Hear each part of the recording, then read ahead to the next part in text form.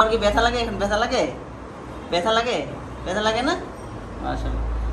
এই যে একটা অটিজম বাচ্চাকে খতনা করানো হলো, আলহামদুলিল্লাহ। ঢুলো তো, ঢুলো ঢুলো ঢুলো ঢুলো। এই তো মাশাআল্লাহ। আসসালামু আলাইকুম ওয়া রাহমাতুল্লাহি ওয়া বারাকাতুহু। আমি মুফতি শহীদুল ইসলাম বলছি সাভার থেকে। আমি আমার বাচ্চাকে মুসলমানি করানোর জন্য বেশ উদ্বিগ্ন ছিলাম, যেহেতু আমার বাচ্চাটা অটিজম ছিল।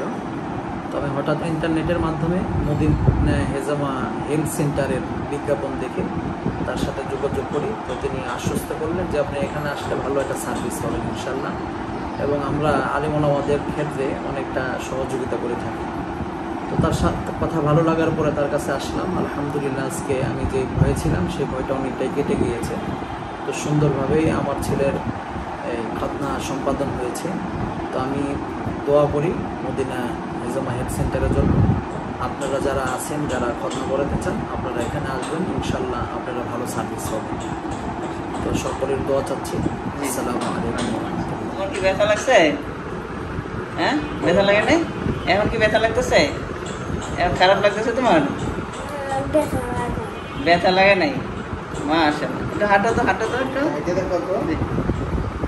ও তুমি ফুটবল খেলাবে বলছিলা? এই মাশাআল্লাহ, দৌড় দিচ্ছে। ডিভাইস কসমেটিক খতনায় সেলাই লাগে না, ব্যান্ডেজ লাগে না, বিশ্রামের প্রয়োজন নেই, শতভাগ নিরাপদ ও ঝুঁকিমুক্ত।